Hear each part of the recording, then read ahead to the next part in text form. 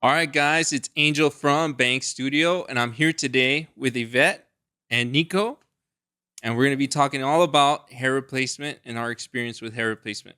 So, Yvette, you want to introduce yourself? Hi guys, I'm Ivette Rios. I am from Phoenix, Arizona, and I'm 25 years old. I was a barber when I was 14, and I've been a barber for at least 10 years now.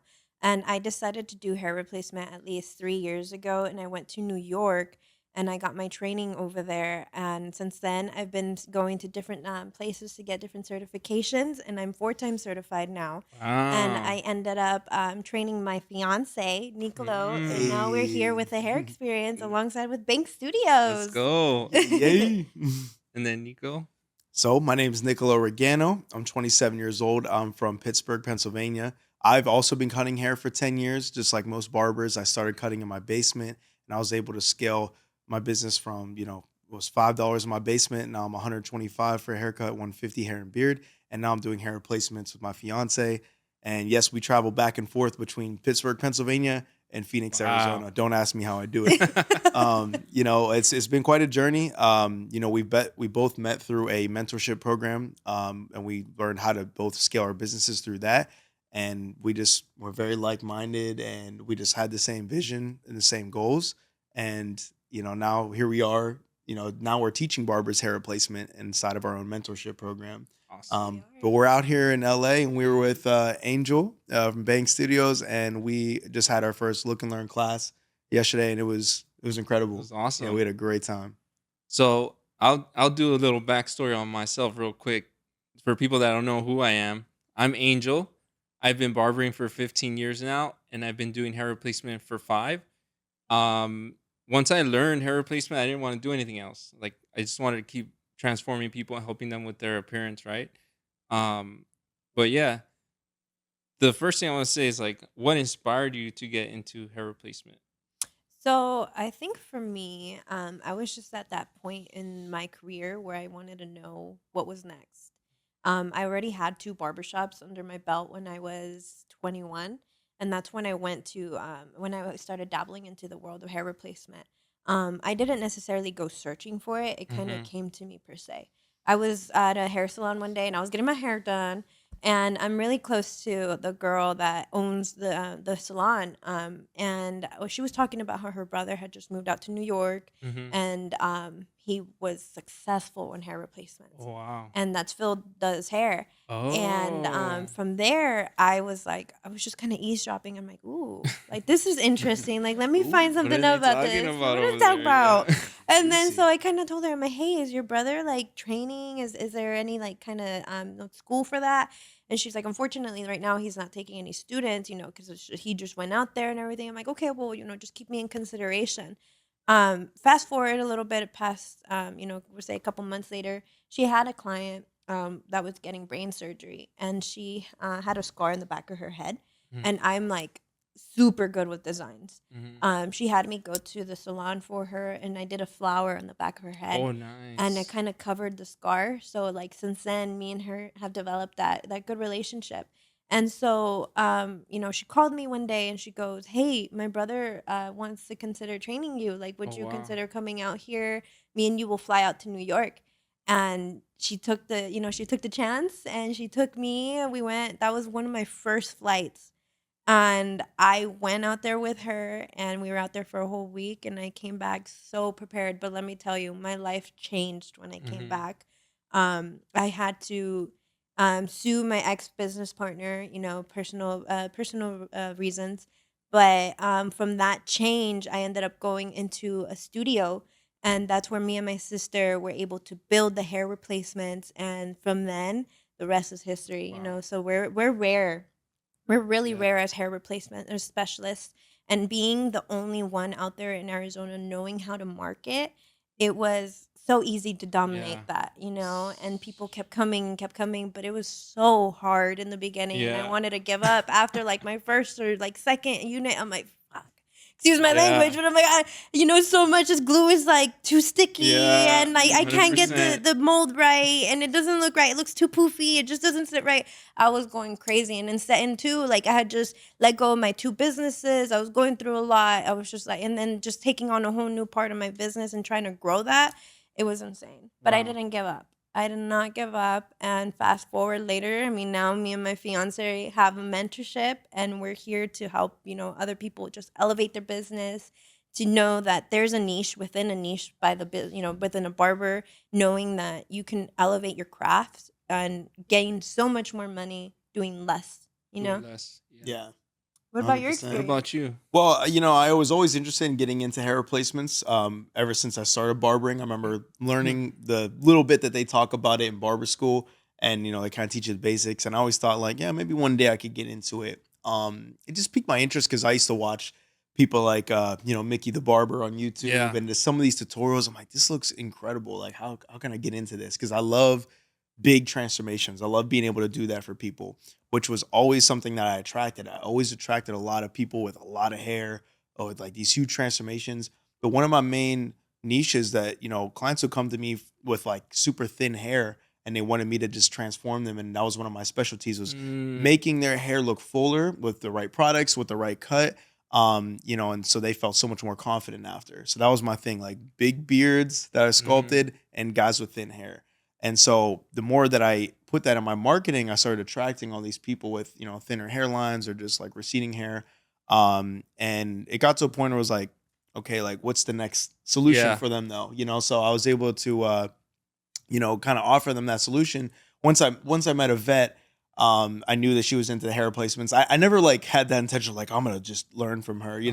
I wanted her to feel comfortable. If she wanted to show me, everything she knows, like I'm all for it. But it wasn't long before she was like, "Hey, let me just teach you."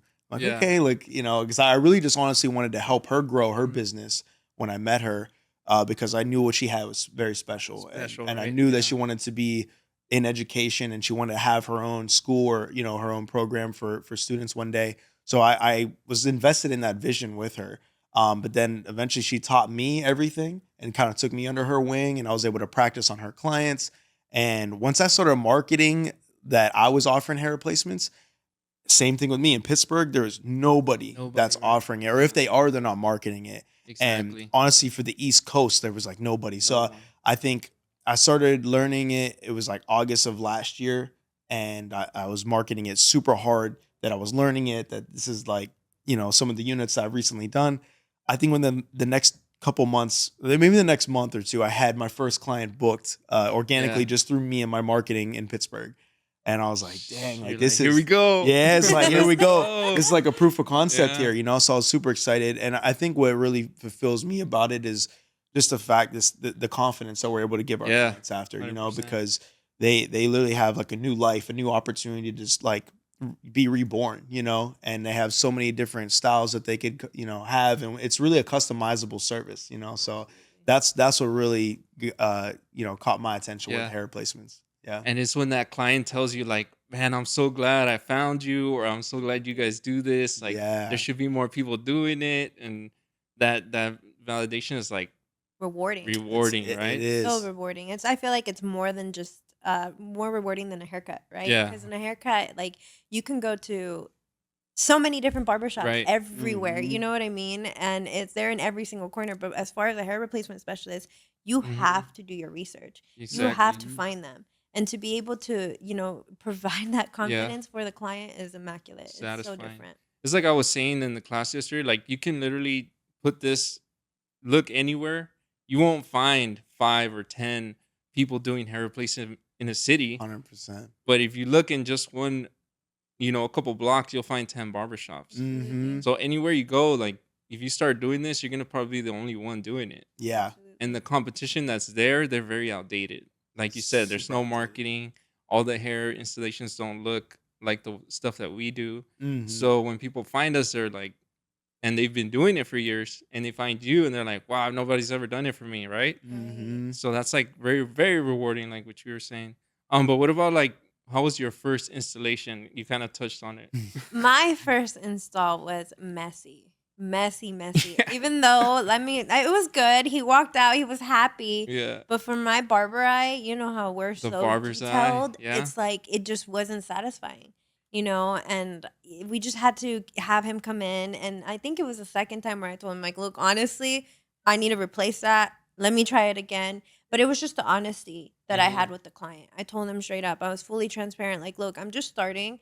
We're going to have you just, pay the hair unit price and let me practice. Yeah. Whatever comes with it, it's a trial and error, and we both get to grow with this. Mhm. And as long as I was being transparent with my client, the better I grew, because then at that point, they weren't expecting the crazy outcome of it. They're right? almost like supporting you, right? Absolutely. They're like, oh, you got like You got it. did You did it. Yeah. better. Like, Yeah. that encouragement from the client is like, And That's a they're good way still to build. around. My first client is still around, and he loves it. He adores it. He actually, whenever I need a model, he's Mhm. my model. He's very open with camera too. So it's like it's been such a good journey seeing it from the beginning to where it's at now, because it's like, holy crap, like that first unit to where it is, it's like it's immaculate. It's a big difference. yeah. Mm-hmm. What about yours? Mine was same on Yeah. this too. I think it's like the glues.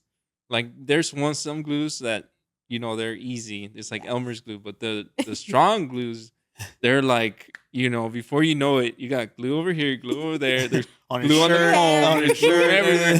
There's like glue in the hair, Yeah. and you're like, oh God, what do I do? Right? Yes. Yeah. So yeah, the first one's very similar, I would say, for me. Let me think, because I did a lot of first timers, and each one was like a learning experience. Absolutely. And Yeah. it's like same thing, like, oh man, I cut it too short.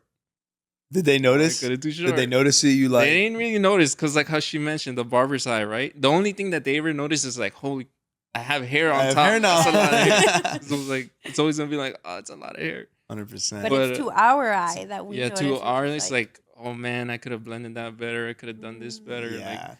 but one of the first ones, yeah, I cut it too short, but he liked it. I don't know why. And then who else did I do first? That's the one that stands out for me. Yeah. For sure. Like just cutting too short and then the glue everywhere. So I feel like it's always going to be like the most common thing, like for your first unit. You just don't know like how much to leave or how much to take off, Mhm. and you don't really know how to control the glue because it's getting everywhere. So like in my mind, I remember thinking like, let me just put more and more just to More make and sure more. this thing's going to stay Yeah. on there, and then it ends up being worse because the it's going to worst. seep out eventually or whatever. But my first one was under her in her studio with her clients, so they already like know what a good unit is. So I did have her guidance, but I remember my first unit, it was like his hair was like really, really puffy. So I didn't Yeah. like cut it down properly, or maybe I like left it with too much volume. Mhm. He still like, it was decent. And then I think the second one we did in her studio was like it was like a wrong color. Like the color was like slightly off. It looked really good. I was like, oh, I can't wait to get the content on this. And she's like, I don't know, the color looks a little off. And that's what I specifically told them. I'm like, these people who are looking for a hair unit specialist Yeah. do not want to see any color discrepancy. I didn't care. I posted it anyways because I just wanted to show people like, look, I'm practicing. This is what I'm doing. And 100%. sure enough, all the comments were just roasting me. And, like, I Roasting. can't believe like I would get fired if I was in your salon doing this. And but the first my first official client back in Pittsburgh that booked with me, it was kind of a funny story. This guy comes in. I think he was from like Ukraine or Yugoslavia. I forget where he was from. Mhm. But he just walked in. I have a private studio, so you can't just walk in for Yeah. an appointment. Like you need to book an appointment. So I was in the middle of cutting a client, and he comes in, and I was like, "Can I help you?" And he's like, he just shows me a picture for my TikTok, Uh-huh. and he's like, bald. Bald. I was like, oh, okay. Like, Like, look. I said, oh, you want a hair replacement? He said, bald. You know, and I was like, okay. And he must have thought I just had like all these units, like, Yeah. just lined up like in stock. what I was went like, on? I was like, no. Yeah. I had to explain to him like, hey, like, I have to order this. Like, let me get your number or your WhatsApp or whatever, and we'll talk about it and order something. And so yeah, I like flew her out to like book him and order his unit. And it was tough because his hair was really short, like extremely short on the Yeah. sides. And now Mhm. that we want our clients to have some type of Exactly. length here, but I didn't really know any better at the time, and she didn't know what he looked like going in. But we it worked out. We flew him. I flew her out. We ended up doing his unit, and He looked good, but like again, looking back at it, from what we know now, it was too puffy. I was definitely frustrated with like the process of it, and because it was so short on the sides, it ended up sticking up after a Yeah. while, and we had to get him in a new one.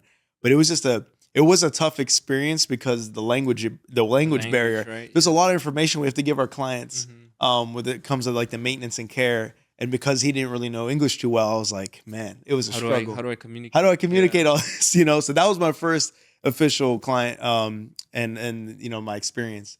And then from there, it just kind of got easier and easier each time. But it's a challenge. Respectfully, one of my first client, his first client that he worked on, and he was my first unit as well. But he already knew the good what a good unit looked like. He came back to me after Nico did it, and he goes, "He made me look like Chris Jenner," and it was Oh so funny. no. I'm like, "Oh no!" So then I just went in there, and then I just started like fixing his hair. But it was the funniest thing ever. And then I just told him that as feedback. But after that, he kind of got the fact that you can't go scissor happy Yeah. on a unit. You Mhm. legit have to layer it because if you don't, the more volume is gonna be on there, and then it's It's gonna like be puffy. it's Yeah. gonna be so Yeah. Yeah. puffy. Yeah, that's the whole point of these units is to make them look as Make it look realistic as natural. possible. And I think it takes a while for like us to understand, like, okay, like we have to do certain things. We can't cut it just like we do The normal normal hair. hair. Like Yeah. it seems like the same steps, and I think people saw that yesterday in the classes we were going Yeah. through and cutting the top. It's like we have to take like more precise sections. We have to really be careful as we are Right. kind of moving forward and Because cutting it's it. not gonna be as forgiving as Right. bio hair. This hair don't grow back, And it's like back to like the thing that you were mentioning about the color. Like there's the clients. The clients they do look at that. They want to see that the on your 100%. content that the color matches. Because Mhm. if it's off, it's like why would they put that on there? Yeah, like Yeah. they don't care about the Yeah. hair unit. Exactly. So that's something that I always told them. I'm like, I know it's your practice. I know you want to post it, but and it served him. It served him good either Yeah. way. At the end of the day, he's a content god. So, but for me, knowing that where I went Yeah. with my hair units, I would have never posted that. But Right. he went a whole different avenue with it, and it still worked out. Still worked out. Still worked out. Yeah. So that's cool. So I guess how has hair replacement changed your life and business? Man, talking numbers, I would say before I was killing myself with doing haircuts every single day. And I'm talking Yeah. like my books were filled. Booked. Like they were Mhm. booked. And I would do I'm not even joking, like 20 haircuts a day. 100%. Every single day for like 6 days a week, and it would be tiring. And I wouldn't even get to the point where I'm at right now. And I'm talking about I would probably get like anywhere from 5 to like 7K months with hair unit. Well, I mean, not hair units, with haircuts, Barbering. with just barbering. And it was tiring because, again, I would never be at home. I would probably be Yeah. getting off at midnight. I would be going in at 7 in the morning, 6 in the morning. So where is time for me? Right. So I was not filling up my cup at all. And I was slowly like dying. But it was also an intense journey because I was also opening up my business as well. I was a business owner and it still wasn't working out. And so I'm just like, something needs to change here. So the hair replacements came into the sense, and I started actually seeing that doing less volume but charging more for my time and the education that I had and the love that I put into something, Mhm. it was more rewarding. Yeah. And people actually saw that for what it was, and people respected it. And so going from 5 to 7K months went from 15 to 30K months. Right. So at that point, it's like I definitely Yeah. decided to go that route. And from this point on, I was able to get my sister employed with me, Mhm. and my sister now works with us full time. She's my older sister, and now she's our manager, our operator, the head behind everything. You Yeah. know what I mean? And that's one of the greatest opportunities I was able to build from this. Isn't Getting my that? family Yeah. employed with this, and also building a barbershop where they're there helping us. Like, for example, my parents come in every weekend and they clean the shop, Mhm. and it's something that everybody gets to come in and work together with it. And it's been so rewarding alongside with that too. Mhm. What about you? I guess for me very similar too. Yeah. Because I was that barber as well that would go in early crack, like 6, 7 a.m. It's the until machine. 9 p.m., and just get as many all the cuts that because when you're a barber and you're good and you have good customer service, Yeah. that's what happens. You Every get time. booked up, everybody wants to come with you. They're Mhm. calling you, and they're trying to book with you. So you end up working more And you because wanna obviously you want to make more money. yeah. So you work harder and harder, and you don't take lunches, right? Oh my No, God, I skip You lunch. remember don't take those Skip lunch days. lunches, every time, yeah. Oh right? wow, yeah. So I think during the pandemic, when everything closed, it was like interesting moment for me because it was like I can't work because the shop is closed, and then there's this virus that okay is killing people. What do I do? Okay, I'll take some time off, How and do I I do just had that? my first daughter. I just had my daughter, so I was like, okay, it was kind of like a blessing because I was able to spend a lot of time with her. Yeah. Mm. So after a while, for me, I was like, okay, I need to do something. I can't just be not working. And then I got my studio, Mm. and at around that time is when I started looking at these hair loss solutions, and I was like, okay, Mm. I had already been looking at like the SMP, and the SMP, I was like, okay, that's cool, like, but it's not really hair. You'll just have, Yeah. if you want like the bust look where it looks like it's growing in, Mhm. and that's pretty much it. I did end up learning that, and I went to Miami or Florida to learn. Mhm. And when I came back, a lot of the experience that I got, I would market. And I would get clients, but a lot of the clients that I would get was people that wanted to get their SMP fixed. So Mm. they Mm. had like the Lego heads, right? Yeah. So really, really sharp and really dark, blotchy work. And I Yeah. was like, I can't really do much with that. You gotta Right. laser it, and then I can do something. That's a long process. Yeah. And I would get that's pretty much all the work I would get. So I was like, I don't know. And then at the same time, clients were telling me, hey, what about hair system, like hair units? I was like, well, like I could learn that too. And that's when I learned it, and I started doing it on clients I already had. Now, what I learned at first was that the clients that I had were not exactly the clients that were gonna want this. Yeah. And that's Mm. what I tell all my students. I'm like, yeah, you have a lot of thinning clients, but a lot of them are not gonna want it. It might be like a couple. Yeah. So I had to really like be like, hey, come on, let's try it. Let's try it until they Convince were them agreed almost. to it, Yeah. Trust me. And then that's when I cut it too short. But they liked And it. they liked it. Yeah. Yeah. Yeah. And but it honestly has changed it so much. Like I always had good work ethic and was able to make good money barbering. But compared to what I'm able to do now, where you can hire family members, you can offer opportunities for other people to work with you, I think that's really rewarding for me, and it's like keeps me going to want to be able to help more people. Mhm. Absolutely. Yeah. How Yeah. about your first experience? Or I mean, it's changed a lot. It's honestly transformed my business and my life. Just again, all the opportunities that come with it. Because I was also that barber cutting 20, Yeah. 15 heads a day, whatever it was. And when I started at the lower prices, I remember being so burnt out. I was like, this can't be all that No. life is for me. So that's when I seek mentorship. My coach found me around that time and was basically just talking about like buying your time back, charging more, cutting less. And it really spoke out to me because I was like, yes, there has to be a better way than just like slaving away behind the chair with like Yeah. making stuck at the same price point, the same income. I think I was at like $30. And Mhm. again, I was doing really good, especially for my age. But I was like, this can't be all there is. I knew that I wanted to get to the next level. I just didn't know how. And so he taught me how to, market my business through social media, how to attract new clients. Eventually that looked like scaling my pricing. So Mhm. I was able to have that same concept of like increasing my income with less volume just off of haircuts. That's what I was able to scale my business to, again, like $125, $150 haircut and, cut down to where I was doing maybe like 6 or 7 haircuts a day. But I still, even at that point, I was still doing well. I I realized I was falling into that same trap where I'm just like, okay, I'm still like always behind the chair. I Yeah. have to be here. And it was just like I was still staying late. It was like almost the same hours I was doing.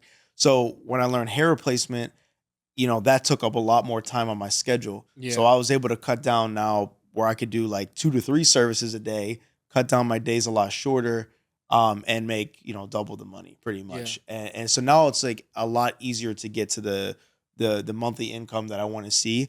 And now we're able to teach barbers the same skill, and be able to mentor them on and how to teach them hair replacement step by step, and I think that's where I'm going now. That's like where the next chapter is for us, because like I'm like transitioning to being like a coach full time. I'm not really spending as much time behind the chair.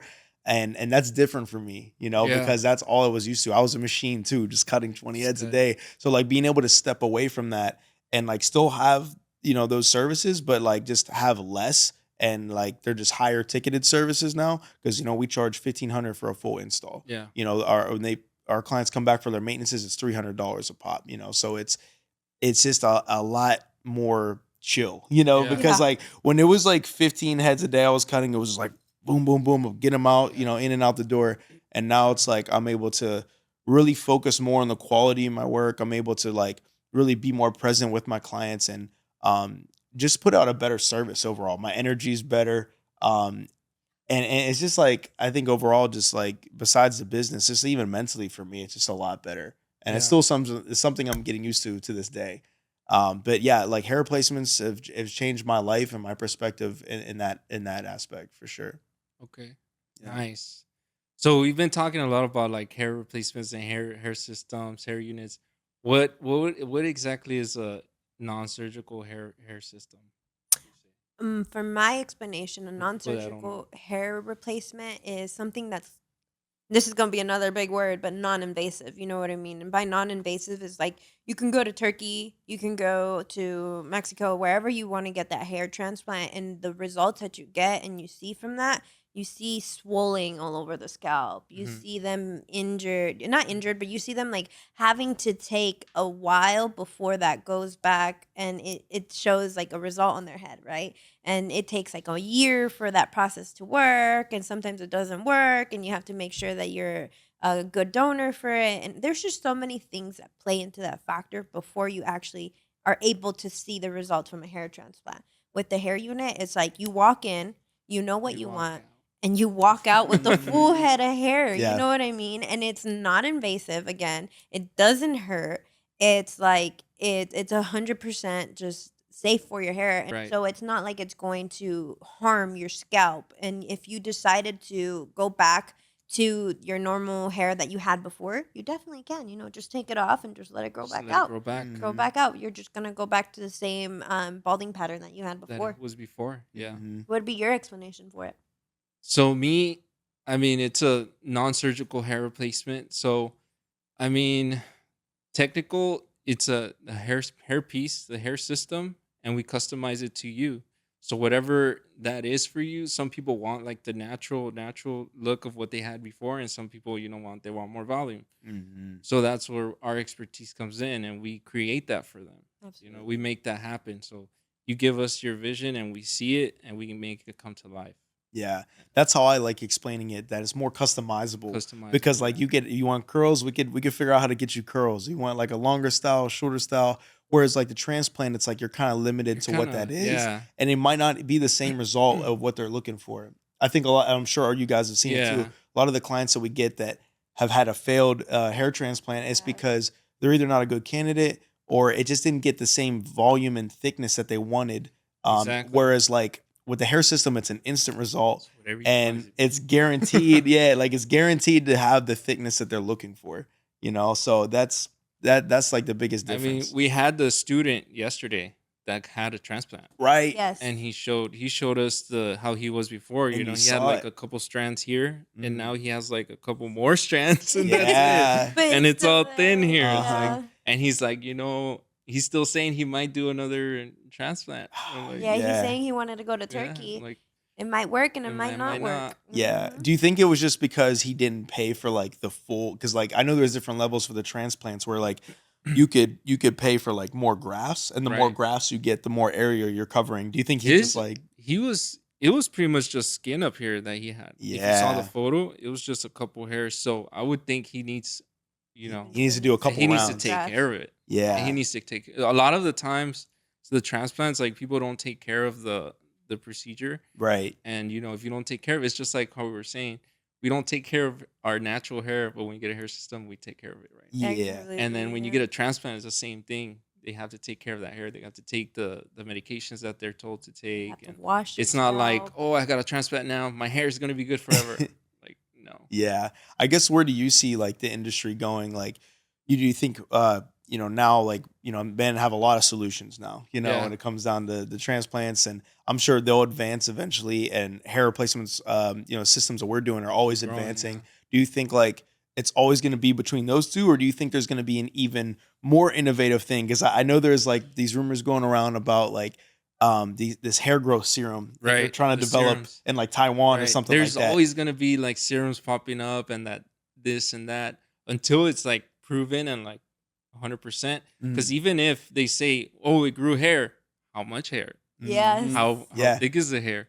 What kind of like how Yeah. did it grow? Like, And what side effects come with yeah, it, what side effects? right? Because like that's a big thing about minoxidil and finasteride, and like we always Side hear from effects our clients. vary. Yeah, because Yeah. like there's a lot of bad side effects that come with them. Not always, but that always like stops people from taking them. They hesitate on like going that route. Do your Right. research on that. You absolutely, the men's performance The Yeah, performance. Yeah. goes down. defeats the purpose of getting it, right? Absolutely. Like, You want to have confidence so you can go out and show off to the world, but then you can't perform. It's like, what are you taking that for? It also can cause mood swings too. Yeah. Absolutely. Yeah, it's real. I So- see it like growing to more and more people getting hair systems because it's just gonna become more acceptable. Mhm. Yeah. Because now, like what we were talking about kind of yesterday and some of the times we were talking, um the more people see somebody on screen that looks like them with a hair system, they're gonna be like, well, I guess I can too. I could do that can too. Yeah. I have client that come from far away, right? Just like you guys. Mhm. But this guy, he's like, man, I just kept seeing your videos and I'm like, that everybody's doing it. I'm gonna do it too. And then when he got it done, he was just happy the whole time, and he was like, Yeah. oh, what was I doing walking around with no hair, or like Yeah. how I was?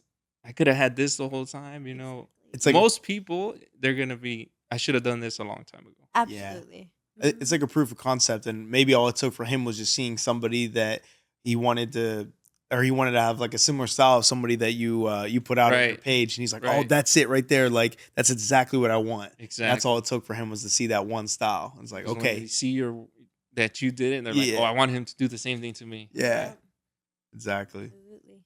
So I definitely see like more people getting it done, younger and then older. Yeah. And then the more of us there are, will just keep growing, Mm. keep growing and growing. Because there's in other countries, this is like way more popular too. Mhm. Absolutely. I've seen it like in Spain and all Yeah. that good stuff. There's a lot of people out there that do offer that. Like even in Mexico, there's a lot of people that do it, Mhm. and then there's in other countries like Colombia and Brazil, See. and India is huge too. Mm. Mhm. Was Oh yeah, India is one of the big ones. India Yeah. is a lot of.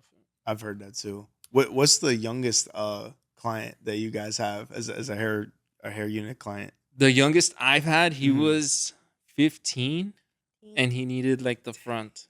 The frontal piece. 14, 15. Oh, wow. He needed the front, and he That's came young. with his mom and his dad. Mm. Aw. And Recent? then recently I had a 19-year-old.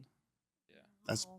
That's fairly Yeah. young. You too, right? How old's My the youngest? youngest, I think he was 21 when he started. Mhm. Yeah, he was young. He was. I mean, that's not young like you guys, but definitely I've seen it happen.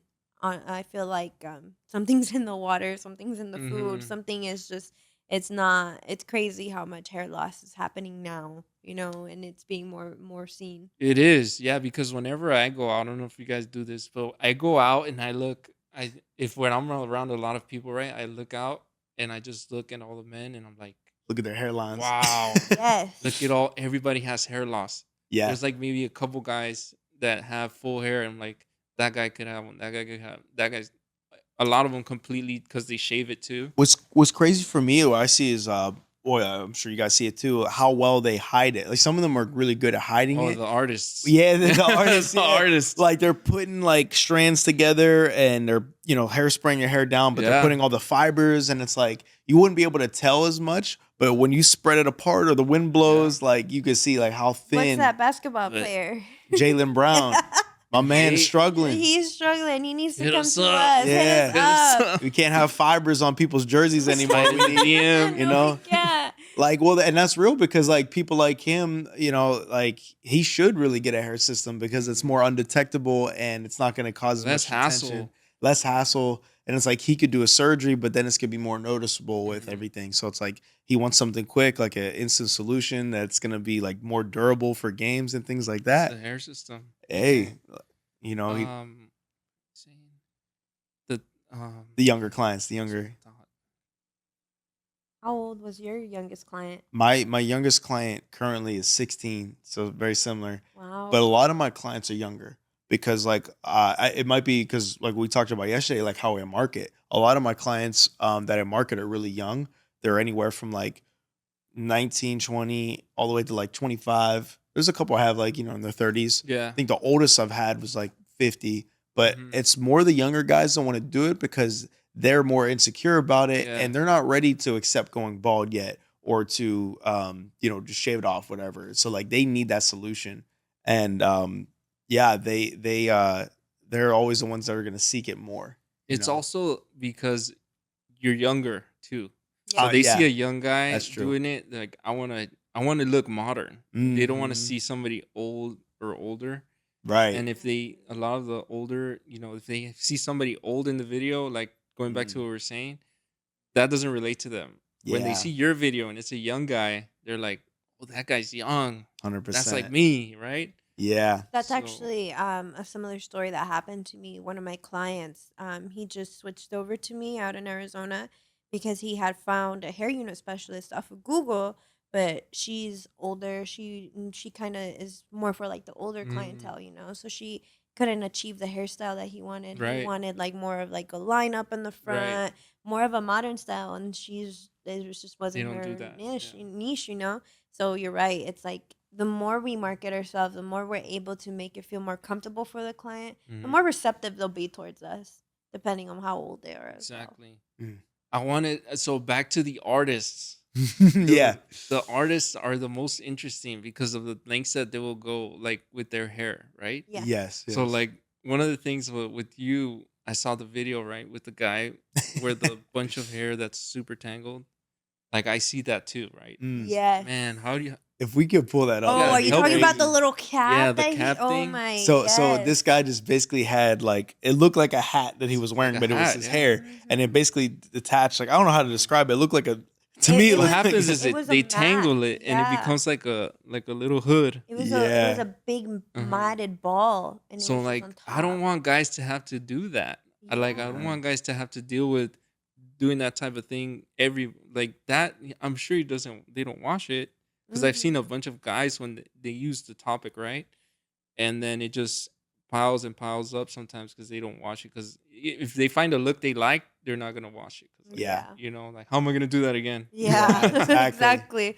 So they just kind of sprinkle it on there again and hope for the Yeah. best. So But- for us, like to be able to like you saw that video, I'm sure somebody that does that saw that and they said, maybe I should do that too. Yeah. Exactly. Yeah. And I had a client recently. He just came to me. He drives like 4 hours to see me, and like he came in. I was like, oh, like it doesn't even look that bad. And, Yeah. and then once I spread it apart, he's like, oh no, look. Yeah. And I was like, Uh-huh. oh, I see. Yeah. I see now because it's literally spread apart. This client's crazy because he told me he hasn't told anybody he was doing this.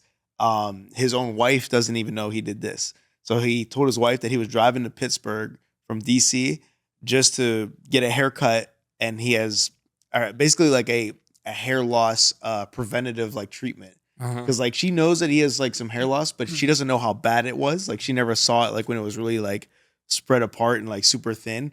And so I did it, and I was like, man, like you don't think she's gonna find out eventually? Like eventually Yeah. you have to tell her. He's like, I'm gonna see how long we could go. Yeah. And like he lets me post them, but I just blur his face and stuff. And like Yeah. they don't, none of them follow me. He's like, so like we'll see how far we could go. And I just saw him for his first maintenance, like 4 weeks later.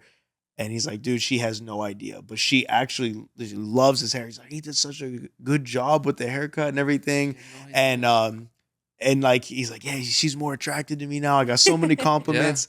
And he's like, we'll just see how long it goes until she finds out. And I'm like, so it was a cool thing for me because I was like, man, that's great that Yeah, it's that's how undetectable. good the job was. Yes, So like yes. if you go to the right person and they do the job correctly, nobody's gonna be able to tell, only Mm, you.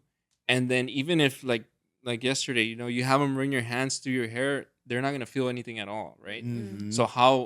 how would they be able to tell? Exactly. exactly. Yeah. Unless like they're literally, I don't know if they're like going like super up close and they're trying to like look for Start parting something. hairs. Yeah. Like, Because in reality, if you split the top, all you're gonna see is scalp. Yeah. yeah, yeah, right. You just see scalp, so it just looks like hair is growing out of the scalp. Hmm. There's nothing to show, like say there's something there. Or if they like saw like 'cause we give our clients like a take home kit, Mhm. some glue, like certain Yeah. products. If Or they like so, start finding these products, like what's this glue what is for? this Like, for? it's for my eyebrows and What lace? What skin? yeah, right. So Yeah. what like coming into hair replacement, what was some of the things that you were like thought like myths or false things that are put out there that you were like, well, that wasn't true at all. Like the when you see people with like that it comes off easy or that guy Mm. takes off his sweater that recently went viral. He takes off his sweater and the whole thing comes off. Yeah, at the concert where he like Yeah, took with off the his shirt and concert. it was Yeah. And yeah. like a lot of people see that and they come, hey, I saw this video, of this guy. I'm like, look at the guy's content. That's what he does. Mhm. That's his niche, right? He does that in public. It's not Oh, that he was doing that. That's just he's from another country, so I don't think a lot of people have seen it here. Yeah. But in his country, he's oh, popular. And then you can see that he does that all the time. He goes to Just to different get places and he attention. pulls it up. Yeah. That makes sense. Mhm. That's definitely a good way, an eye grabber, right? Because Yeah. everybody looks over at you and like, oh my Whoa. God, did you just take off your What hair? happened to his hair? Yeah, like what's going on? But 100%, I couldn't see why that's a good tactic to market. But for anybody who's wondering for a hair replacement, no, that is not going to happen. You can pull on it, you can swim, you can work out, you can continue your normal life with no stress. You just have to also do your part at home. Know that it's something's on your hair, Yeah. and at least be cautious with it. But don't go every day and thinking like, oh my God, I need to do like it's something on my head. It's on my head. Like no, you can naturally just be stress free. I've, It's gonna be yeah. fine. I feel like the less you stress out about it, the better it A looks. hundred percent. yeah, And the Yes. more you're that's nitpicky, it's like just making it Making mm, worse it and more worse and pop worse. out. so true. There's such a thing like stress sweat. You know Yeah. what I mean? That Mm, stress sweat is going to be the death of the hair replacement because it's like you said, don't overthink it. Don't overthink Don't it. overthink Yeah. it. You chose us for a Hmm. reason because you Right. yeah, know that we were able to deliver that for you. So it's at that point. it's What true. is there anything that you saw or like that you had heard about hair systems or hair units that you're like, I would say more that like that it goes off like easier. But or like it would come off easier like from certain videos and stuff. But like I know that I feel like it doesn't like I never like thought that going into it that I was like, okay, like this can't be how it is now. Like I guess I remember seeing like the old like grandpa toupees yeah, from back in the day that when the wind blew it would just take it off, you right, know. But I think I knew going into it when I was learning like no, uh this is something like there's better techniques, there's better products now. Like I knew that it wasn't gonna just be that easy to come yeah. off, you know. So I think like those myths were kind of busted for me when like I just kind of started learning more about it, and I was like, When you nah. had to take it off the first time. Yeah, yeah, right. When I was like actually like taking off, I was like, oh, this is a lot harder Oh, than wow. you Even the know. clients are like, man, I thought it was loose. I thought it was coming off already. And then you're like You're having to like remove it having carefully. It's like, yeah, man, this stuff is strong. Yeah. But what would you say to clients who are giving up, who see as hair systems as giving up on their hair? So like if a client's like kind of giving up on their hair and like they don't know what Like to do for next. like when they like when would you say to somebody who sees hair systems as giving up?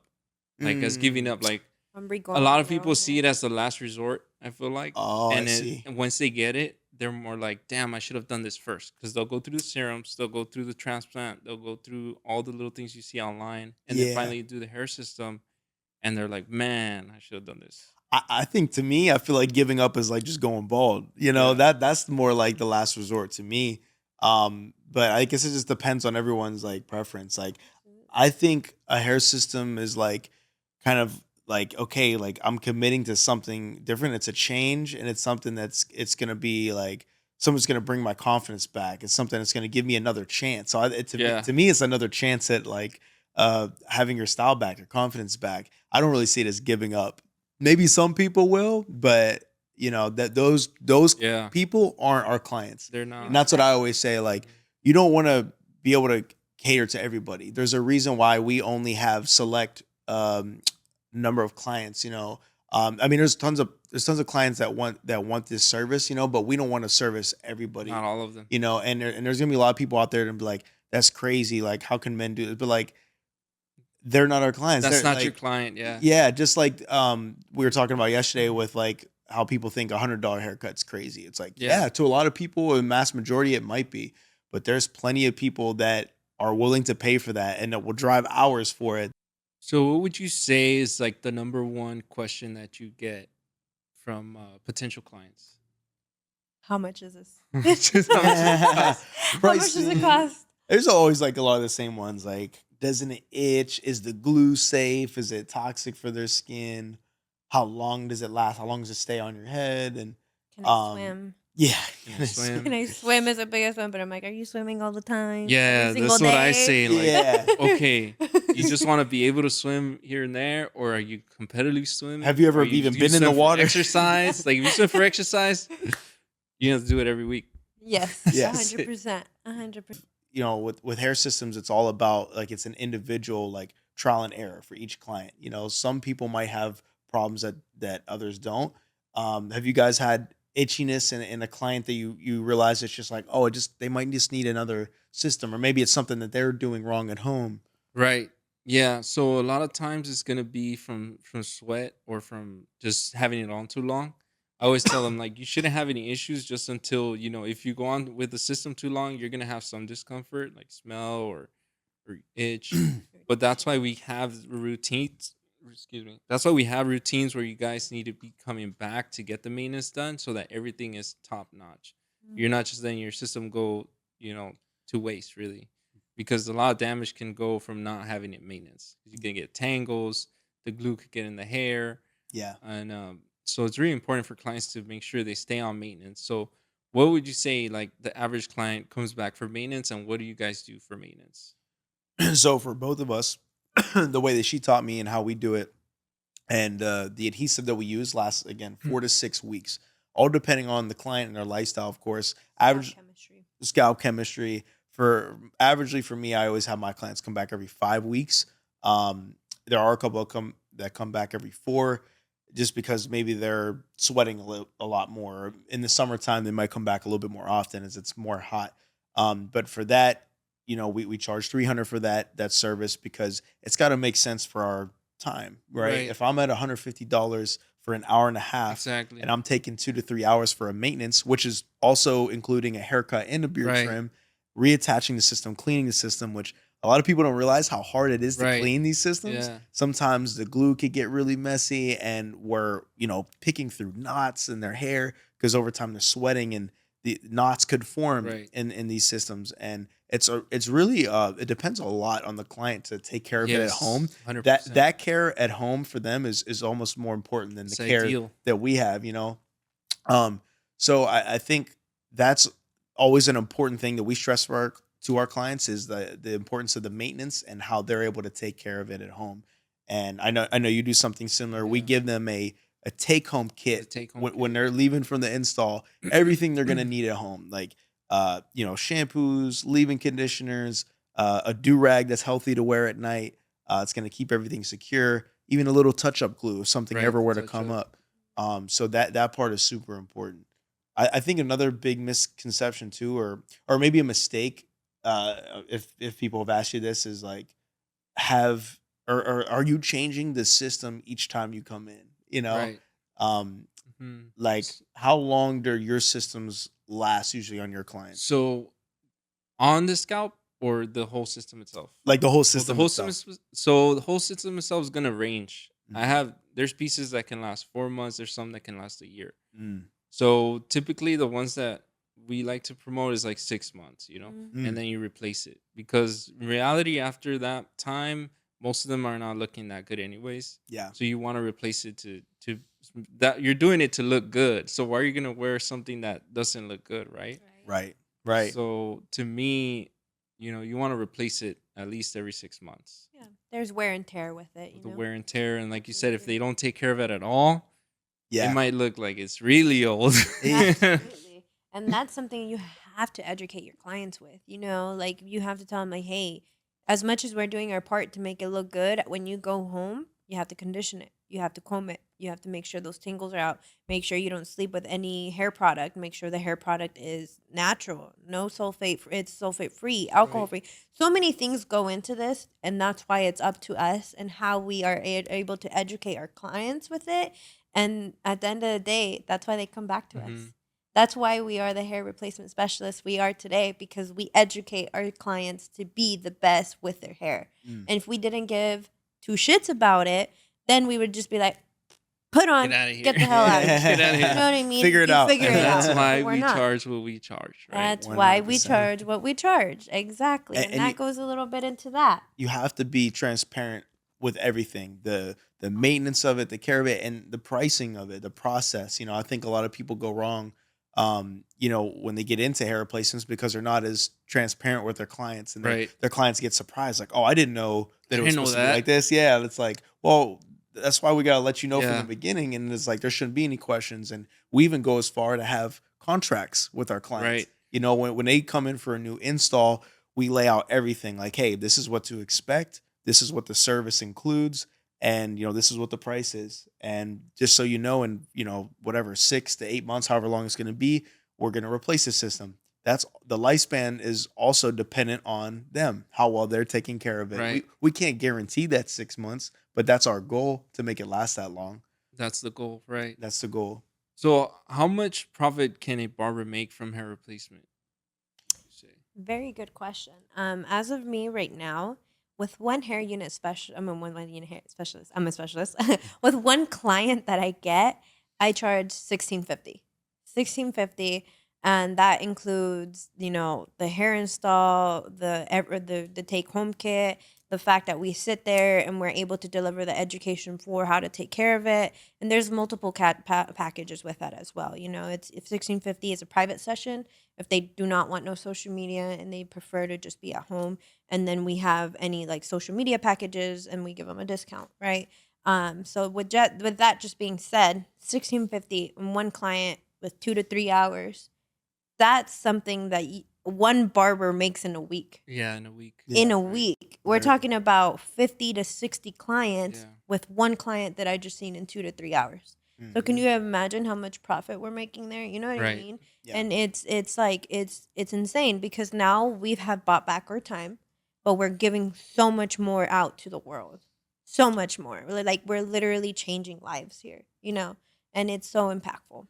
But I think a lot of people don't realize too that what goes into our services, there's also all the products and the Everything. unit itself, Yeah. that there's costs and everything, right? So like including that 1,600, like let's just say profit wise for you, like yes, the unit's probably going to cost 2 to 3, sometimes $400 depending on what it is. The products could be $50 to $100 for the glue and everything like that. Right. So I guess if you look at it profit Bring it wise, down. it's not completely like the It's 1650, not all right. right? But that's like what comes with it, and just like she said, why we figured out how to present it to our clients, like because at first we were giving them the price of like the lowest package, assuming that they wanted to do social Yeah. media, but if they don't want to do social media, there's a $300 fee. And it came down to like clients were like, oh, like I kind of like like I didn't expect this fee. They were kind of getting pissed off, like, oh, like because we weren't transparent with them. Yeah. So that's why we say this is our base price. We'll give you a discount if you let us film for social media, because it gives them more incentive to want to help us out and to be on camera. So they get a little bit of a discount. It helps our business grow, which is super important when it comes to growing this business. We have to be able to market it and show what we're offering. And it's also up to us, right? Like how we deliver it and the type of people that we are, because not just X type of person can charge that. You know what I Right. mean? It comes with the value that you provide. Right. It comes with the education that you had. It Mm. comes with everything along with it. Because when somebody's coming to you and they're especially brand new, they don't know anything, right? Yeah. So Absolutely. we're the ones that are going to give them all the information they need. Mhm. Yes. So in that, you're getting all that with your new hair, right? Yes, exactly. And you're not going to go home and not know, okay, I have to use this brush, I have to use this hair, Yeah. We're this literally walking product. You there. got to, We're walking with them. educate them as well. Hmm. So what would be like some of the startup costs for someone new per se? Someone that's just starting like hair Starting out, replacements. yeah. Well, so and this is something that we help our students with, and we provide them, some of the tools to start out with. I mean, obviously, you're gonna have all your basic, clippers, trimmers, everything that you would, need as a barber. But a lot of the products that we're getting into, like the adhesives, like the glue, sweat protectant, scalp protector. There's different combs and brushes that we'll need, and spatulas. Like, there's a lot more of those like disposable items, like such as that, like spatulas you're going to use for the glue for different to apply the product. So mannequin stands, like there's a lot of those things that are going to add up. I think the most expensive of it all is going to be the adhesives, the glue, because Hmm. those are a little bit more higher quality and you're going to be using those the most. So I think Right. you'll go through those the most. And then also there's a lot of products behind the maintenance. There's products that dissolve the glue, that you're going to Right. use a lot of as your senior clients every 4 to 6 weeks. You're going to be using a lot of those products to break down the glue and make sure everything's smooth there. So overall, what do you think? So I guess from that, like, startup, I know I'm just kind of What going. do you think? Give Ballpark. us a number. I would say Honestly, 500, yeah. 500 to It's 1,000. not that I mean, big probably of less. cost, I would say. Yeah. Because in the beginning, you're not taking all these clients, right? Yeah. Right. So when you start out, you're already a barber. You already have a lot of the tools. You just need to introduce like the adhesives, like you mentioned, the combs. Like, it's really not a huge expense. I would say the education Yeah. Education is is the the thing most that you expensive. want to spend the most on. Yeah. Yeah. And then from then on, it's really just re having the right products to use when you're doing the installation, and then the hair itself, Yeah. because you're not gonna, like I said, you're not gonna have a whole bunch of clients at first. You're gonna grow into that, and then Right. as you're growing into that, the expenses will go up, Of And course. but it's not right away. Would you say there's a specific market for each price point? Yes. What's your Yes. price? My price. So I start off all my hair systems at 850, Nice. and maintenance we do 200. That's awesome. Mhm. So Solid. and that's for pretty much a system that's gonna last about 4 to 6 months. That's awesome. There you go. But, So what I originally did is I always had tiered systems. So if you wanted something that lasts longer, I would do, $100 more. Okay, you want it to last you a year, you're gonna spend a little more because the piece is gonna last you longer. Mhm. Right. And then that's how I price myself. Yeah, and I mean, also you have a whole system in place where you're knocking out multiple Yeah, systems so a day, right? I want to grow so that I can, um I guess going into like what we want to do, the I feel like I want to make it accessible, and the service that we're providing is really good too.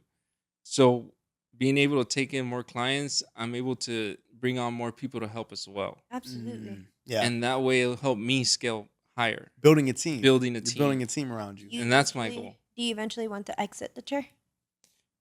That's a tough one because that's where all the magic happens. But Right. Mhm. You're the you artist. kind of have to if you want to grow. You Yes. have to get behind away from behind the chair, because it's harder and it takes longer for you to grow if you're just working on the actual service the whole time. Yeah. When you step back, that's why I have a team. They're able to help me and do stuff. It helps you grow faster or at more of a reasonable time. Yeah. You know? You're kind of limited as how much you could do behind the chair, because like the more you grow, your time is spent better, like focusing on like the business side of things, or like growing more of the team, or if you decide to do like your own academy or mentorship, or Right. have a school one day, like that's where your focus needs to be, because eventually like your team around you will kind of take your place. Yeah, exactly. But it's good that like you've gone through all the steps, and now you're able to train a team like, hey, you know what, you could take over all my clients for the take day. over this, you You- take over that. Right? Exactly. Yeah. But And- that's the beauty of it, right? Because it's like people can gravitate towards Angel because they like the way they market him. Mhm. You market, but people can gravitate towards me because they like the way, I do my Exactly. stuff, or they gravitate towards you because your social media.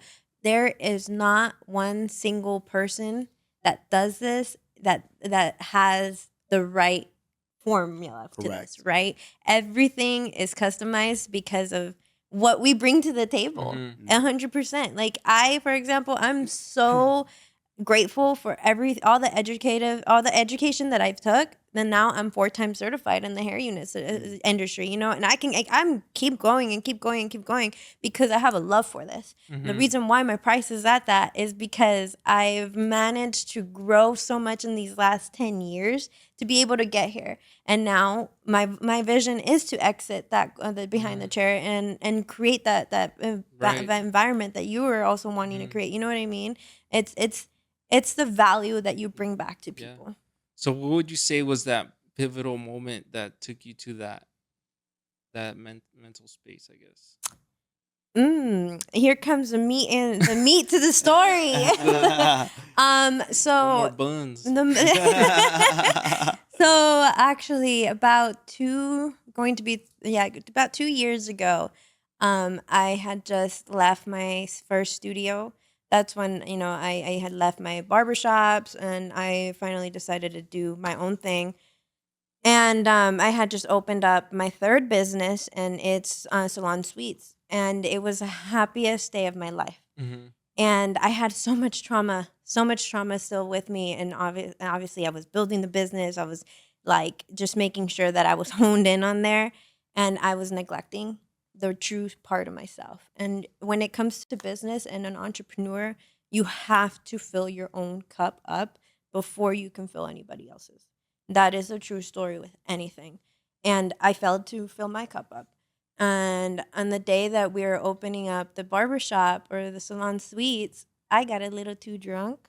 I Oh. drank myself a whole bottle of Hennessy, a whole bottle of Don Julio. And next thing you know, we were driving down the road. And I thought it was easy for me to open up the door and jump out of the car. And I tried to commit suicide. And that car ran me over. And by the grace of God, I'm still here. And I woke up in that bed in the hospital, and I knew something needed to change. And that's when I decided that I needed to seek out mentorship. I needed to seek out help. I needed to change something. Mm-hmm. And I found the new era of barbering. And that's when I got, into the mentorship. And that's where I seen how I was able to scale even my barbering prices. And I was like at $40. Mm-hmm. I was able to scale my prices up to $40 to $150 a haircut, $200 haircut and beard. And that's when I realized, like, that's not even worth my time anymore. Like, hair Yeah. units is where I want to be. Like, this is where I'm able to just receive so much more of my time back and just give more confidence out to people, and it be so much more rewarding to my soul. Wow. And that's where the whole it was just so pivotal for me. That's when I went into like knowing that I wanted to help people. I wanted to be a mentor myself. I wanted to provide that knowledge to people, to let everybody know that you might be in the most darkest place in your time, in your life, but you have to keep pushing. You have to keep pushing, because at the end of it all, the grass is always greener where you water it. Wow. For the people that don't know, because I think a lot of people relate to it. Like, where did that pain come from? What were you really feeling that night that happened? What was going on in your life at that time? I was just got out of a domestic violence relationship. It was just really, really bad. I was suffering out of that. It was more so like an inner thing. I didn't know my purpose. I didn't know my value. I didn't know what I can offer out to the world. And this is that's why I love my career, because it's so rewarding. Because look at how just because of a Mm-hmm. touch of our hands, we can change somebody's life. Right. Even with our own words. So just because of my experiences, my journey, personal experiences, personal journey, everything, and even with the magic that I have with my hands, all that combined, that's the magic of it. That's why I'm able to be the light in the world. Wow. What about your guys' That's- pivotal story? Wow. I don't know if I can follow that up. You want to go first? Okay. Okay. Okay. Let me try. Let me try. Wow. Well, I think a lot of times it doesn't have to be like major like that. Like, Right. for her, it's just that's her story, and like Yeah. like for me, I know it's nothing like that. Like I know for myself, it was just like I kind of talked about it earlier. For me, the most pivotal point, like you say, my darker moments were like when I was actually younger, starting in a shop. I was again super busy. I was grateful to have the opportunity to work in a shop, but I remember like just going through different stages of like depression because it was just like I felt like I didn't have a purpose because I was like, man, like I'm just like burnt out behind the chair. I never had time for myself. Like she said, I never filled up my own cup. Right. All I knew was just like work, work, and like I was kind of going through like a breakup at the time. I was still like lost. I felt very guilty of just like, I just always felt behind. I was like, I didn't feel like worthy of anything. And so that's why I coped it with working so much behind the chair because like I didn't like know what my next move was. I just felt like I was just kind of lost. And I just again I remember thinking like this can't be it. Like I can't just like have this the rest of my life. And that's like where that pain was like so much where when I saw like the opportunity to, have a mentorship or have a mentor and invest in like something that I knew was going to grow my career, I didn't care what it was, what it costs. I was like, I just know I needed to change. And like, that was just like a pivotal moment for me. I was like, okay, like this is like a crossroads. I could either stay the same and just keep doing the same thing that I'm doing with no plan of action and just like continue on and try to figure it out on my own. Or I could like take a risk, take a leap, invest in myself, invest in my business, and like there could be endless possibilities that come with that. And it was just such a clear decision for me. I was like, I need to change. I wanted to do something different. Right. And then from there, it just I never looked back. And it was the best decision I ever made. Was just betting on myself. So that It's the was best thing you can do. that's Right. it. Yes, That's all all you the could do. time. For me, it was I used to work before I was a full-time barber. I used to work multiple jobs. I used to work like 3 jobs. Mm, So I would leave my first job from 8 a.m. to 5 p.m. and then run to my next job from 6 to midnight or longer. And I did that for a long time. And then I would barber on the weekends. mm. So at one point, I reached to this one store. Like I worked for like Carl's Jr., Fat Burger, Cold Stone, a lot of those fast food The good places. spots. Yeah. And finally, I was like, okay, I'm gonna be a manager one day. Like, they're telling me this, they're telling me that. Everybody likes me, whatever. And I meet what do they call like district managers, and they Oh yeah. talk to you like, oh, they talk to you like a dream and stuff. I'm like, oh, that sounds cool. Mm, And I was working as a number 2 guy at a store, and I remember I was like still barbering. So anytime I wasn't there, I was barbering. mm, And I remember it was like gonna be the holidays, and I was like, oh yeah, I'm gonna work at the shop the holidays. I'm taking off my other job. So I told them, hey, I'm not gonna be here those days. I'm gonna be at my other job. Okay. The days come by and they put me on schedule, and I was like, hey man, I can't come. Like I want to go to the barbershop because I'm gonna make more money there. It's like, oh no, you have to come. You can't, my assistant. Like I was like, okay. So I go work. I take care of everything I have to do, but I leave early to go to the barbershop. mm. And then he gets mad. He calls me, and I'm like, look, I took care of everything. He's like, no, I need to know if are you going to be my number 2 or are you going to be a barber? Mm. And I was like, I remember I was standing outside my parents' house and I was talking to this guy. I was like, The I'm crossroads going to be a decision. I'm barber. gonna be a I'm going to be barber. a barber. Exactly. Yeah. And then from Yeah. then on, I just full-time barber. Mm, And I was like, man, what was I doing this whole mm. time? Because I would meet people and they would tell me, why don't you just get your own shop? Why don't you get your own shop? Why are you working here? Like, Yeah. you know how to cut a hair? I'm like, I don't know. And then from that point, I was just like, just full barbering, That's It, full it, good. throttle. it's really funny how life gives you those like decisions, Right. because it's like, yeah, you could like keep going on, stay on the same path, or you could totally go a different route and take that risk. It's just I kind of think of it as always like those what board game is that, like Life or whatever, where Right. like Yeah. you can have like the risky path or like the safe path. It's like I think we're always presented different opportunities like that in our life, and it's just always important to know like what is it that I want. And you know more oftentimes than not, it's always better going the riskier route, because it's something that, yeah, like, yeah, there could be some risk, but there's something better on the other side. Whereas Right. like the safe side, like you could see clearly like what that is going to be. It's more predictable, Yeah. So I always think like fortune favors the brave, and it's always better to just, Yeah. take that risk. I've always been a risk taker for sure. Yeah. I believe that. I really do. And not to get too like religious or spiritual, but I think like that's what God wants for us, and like I think that he rewards people that are going to take more risks, and that's always what I believed. And so when it comes to like changing your business, your career, like it's a no-brainer. Like some of those Right. decisions, like deep down that's what you want to do. It's really just like the side of you that's comfortable, that's like, oh no, like just stay on this path, like just keep doing what you're doing, you're doing Right. fine. And it's like, but that just comes with misery and just like a plateau. It's just the same like monotonous stuff. Something comes to mind, like, how would you say hair barbering prepared you for hair replacement, and not just like the technical haircutting way? Just like in the journey of The being a journey, barber yeah. and becoming a barber. I think for me, it's just like I've seen like the potential of what barbering and what the industry offers, and just like I was saying before, with like scaling my pricing and everything as a barber, I was able to like do that in a different way than most barbers. Like I think I saw a niche in my Yeah. city, in my industry, and I was like, nobody else is doing this in my Right. area.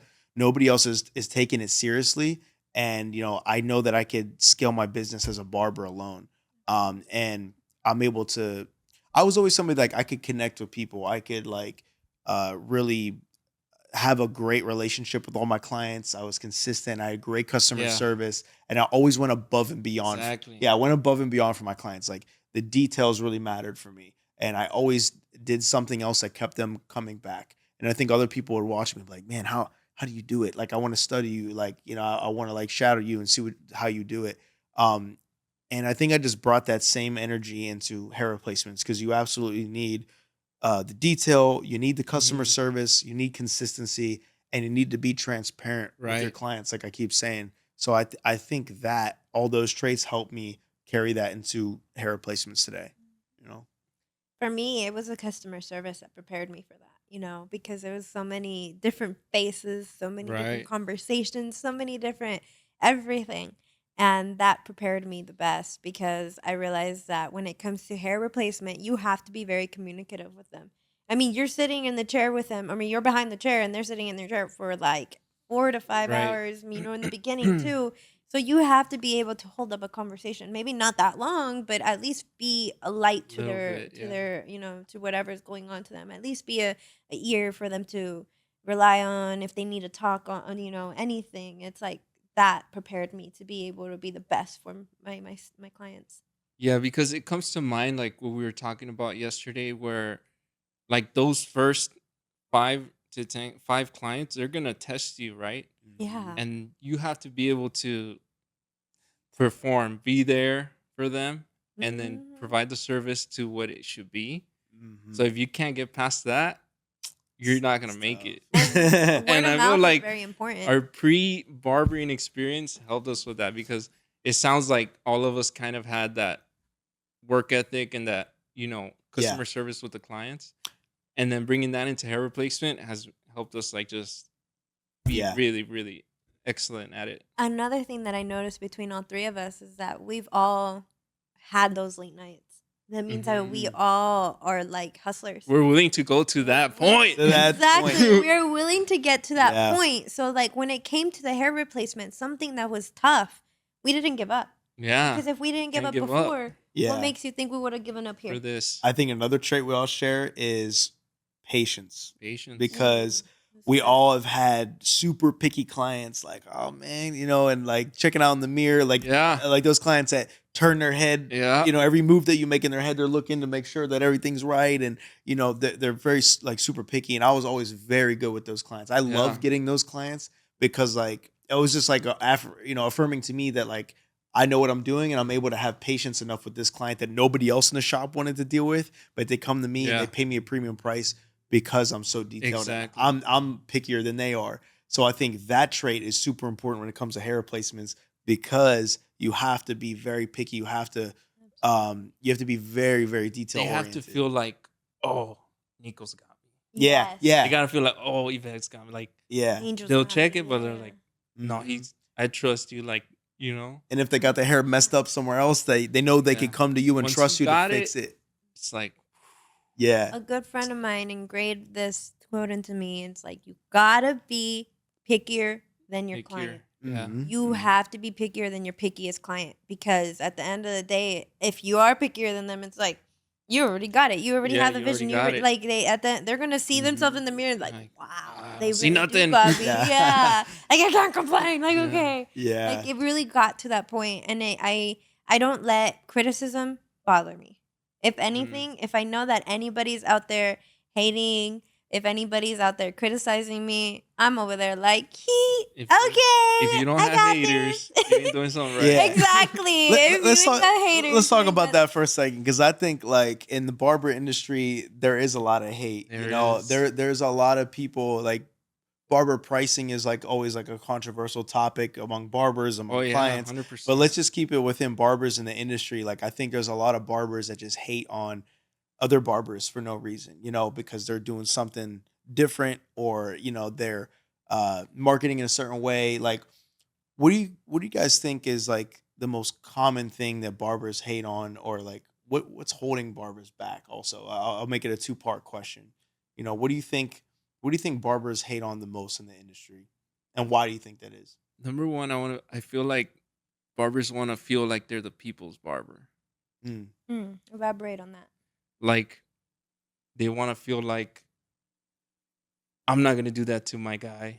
Like they're Mm. charging $100. I'm not gonna do that. Like, Yeah, they want to feel like the people's guy. You know, That makes sense. they don't want to like like they don't want to be the take like, advantage of them. Yeah, I'm not the guy taking advantage. Uh-huh. Where it's like it's completely different what you might do to what he's doing, Mm. right? 100%. So you can't compare it. And, It's and a a, delivery. and a It's lot the of them delivery. get caught in like it's like they listen to their clients too much of like, oh, I've been with you since second grade, Yeah. bro. Like you're my boy. Like can't you give me like I've been with you forever. Like I love when people play that loyalty Yeah. card. Like I've been with you since day one. Like can't you hook me up or do this and that? And it's like, well, if you really support me in my business, you'll understand the work that I put in to get here, Yeah. and you'll want to support me at that new price, or understand that hey, maybe you can afford it, or like it's not right for you, but you have to respect me and where I'm going.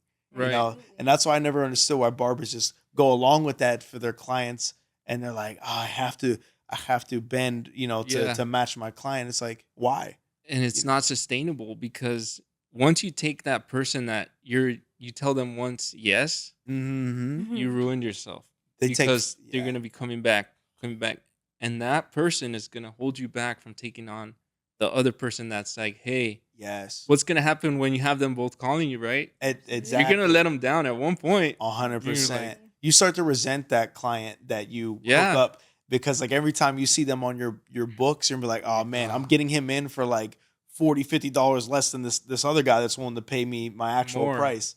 And it's like, why are you doing that? Because like they're loyal. Like, hey, we appreciate your loyalty and it means a lot. But at the end of the day, I have to grow as a business.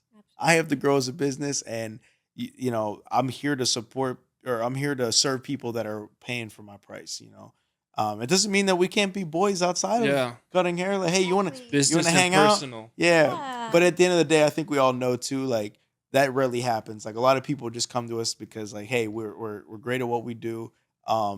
The friendship part of it, like it's It not helps. always. Yeah, it's like you're not really gonna hang out with them after. Yeah. If you were to tell your clients today, like, hey, I'm done cutting hair, bro. I'm Are you gonna completely see them done. again, right? Probably never see Probably them not. again. They're probably never Never gonna see hit them you up again. for anything, And that's Are you just a still reality. cutting hair? Right. Exactly. They Are you cutting message hair back again? a couple months later. They're like, "Hey, I can't find anybody like you. Are you still cutting hair?" Like, You ever see those "Sorry." memes? You ever see those memes where they're like, oh man, I just got hit by a car. I'm in the hospital, and like he's telling all of his clients, And the Like, client's like, "Oh man, that's time to terrible." back Like, in. are you What saying time are I you gonna be back? you saying I can't get a haircut today or what? Can't get Like, Oh yeah. like, Dude, yeah, like you have to bend yourself backwards. and that's why I'll never do that for clients, because there's so many clients out there like that, Yeah. and that's why it's just like you have to do what's best for you and your family. Right. That's it. That's all you can think about. What's best for me and my business, and like that's all you can think of. And people will say that's selfish, but you have to be selfish in that way. I don't really see it as like a bad kind of selfish. It's something that you have to do to, again, fill your own cup and put yourself first. Like we're here to we're as barbers, we're naturally accommodating people. Yeah. We're naturally like people pleasers, and like you could really have people take advantage of you if you're not careful. And I've had it happen in my career, and I swore to myself I would never do that again. And that's why I'm very passionate about like sticking to what you're worth and knowing your price, and don't. That's the price. That's That's it. the price, and that's Yeah, it. I I'm with recently you. had a guy that was like, this other place does it for 450. Can you do it for 450? I'm like, Right? no. No, Like, where let's do- go to them. Where do you get off even like saying that? That's crazy, right? Like, It's like, nuts. But there's barbers like that would do it, and they would go yeah. along with it, be like, "Oh, sure," like just to get them But in. And it's like, well, how are back you to the gonna? thing, right? Yeah, how are you gonna get that barber to, or how are you gonna get that client to like fit in your schedule with everyone else that's paying you your normal Yeah, price? it's not fair. Yeah, it's not fair. It's And not fair to the client. It's not fair to you. And Mhm. then it's gonna cause you stress because, damn, why did I agree to this? Absolutely. it's a scarcity mindset, Mhm. It's a big scarcity mindset. You feel like, and oh, what if I can't get nobody else? hmm like I'm Which is not a stuck. reality. Yeah. So back to like, the industry as a whole, I think that's a huge problem because instead of being inspired or like learning from other barbers that are doing something better than they are, or they're doing something different, it always comes down to like hating on them, and Oh, yeah. you see so and so, like, they start talking shit, and it's like, what's wrong with that? Like, I'm glad for them. Like, good for them that they're taking another step in their career, that they're learning and taking their business seriously. Why do we all have to stay at the same level in the barber industry? You know Like, what I mean? respectfully stay in your lane if that's where you want to be. Mhm. Because you chose to be there, you chose to not Yeah. grow. So let us grow. Let us deal with the rest of the clients who want to pay us whatever they want to Mhm. pay. And if you want to stake with those are your clients. Yeah. Cool. There's room for everybody. Everyone. The representation I like to put is like when you walk down the road, there's going to be a KFC, there's going to be a McDonald's, there's going to be a Chick-fil-A, there's going to be a Popeyes. If I want a Popeyes chicken sandwich, I'm going to go to Popeyes because Yeah. I can't get that chicken sandwich at Chick-fil-A. Yeah. You know what I Yeah. mean? But they're still on the same street. Mm-hmm. Like, are they? Everybody's still getting fed. Everybody's still getting fed. There's clients to go around. There's an infinite amount of people in this world. So why Yeah. hate? Yeah. Why hate? Well, and a lot of people will look at what we do, or any of us, and like our price points. Like, I can't believe you're charging customers 1,000 plus for, even though it is like a luxury service, which a lot of people don't Yeah. recognize. Like, It's a luxury hair replacements is a luxury service, and there's a lot that goes into it. But even then, like, they would still say it's crazy charging what we charge. But it's like, hey, there's clients willing to do it. They're happy to do it, and we're providing a solution for them. Right. And our price comes through like knowledge, experience, products, everything we just talked about. And like, it's just a lack of knowledge and understanding, and it just comes from a place of like jealousy, and I just Yeah. hate that. I would never hate on somebody else that, if they're doing better for me, like, I'm inspired by them. I good for them. But there's just too much of that, of like, people just are stuck in their own ways, and they're not willing to learn and grow, and to be inspired from that next person that's doing something different. Yeah, if anything, they should feel like you should feel like, man, it's proven. Yes. I can do that too. Exactly. Right? There's That's room like- for growth. That's how I It's always saw it. achievable. And I think, like, back to your question, like, what holds them back is probably themselves. I would Mhm. say yourself holds you back the most. Mhm. Not what the other guys are doing, not the person next to you, not the customer. Yeah. It's you that's holding you back. Because, like, what holds you back from raising your prices? Who Right. decides that? Yourself, Correct. right? Absolutely. Your own fears. So once you get Yeah. over that, they Yeah. can have their pivotal moment, right? Man. Absolutely. If And I- you just have to get over yourself. It's literally getting over your truth, like yourself and what you feel. It's a fear. Like, I wish that like more barbers could like get over that, because it's a scarcity mindset, because it's like they are just stuck at the same place in their life, whether it's like price point, whatever, and like they refuse to grow just because like I don't know, they're holding themselves back. They think that they're hooking up their clients or they don't want to like piss off their clients. It's like, well, if the business makes sense, and that's the biggest thing with this, like you have to make sure that it makes sense The in the business. numbers.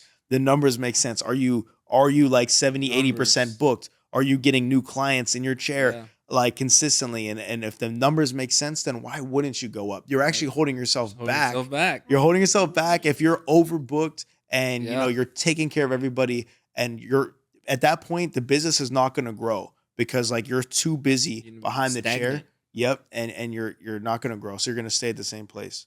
And you're going to hate on the next guy that's Doing better.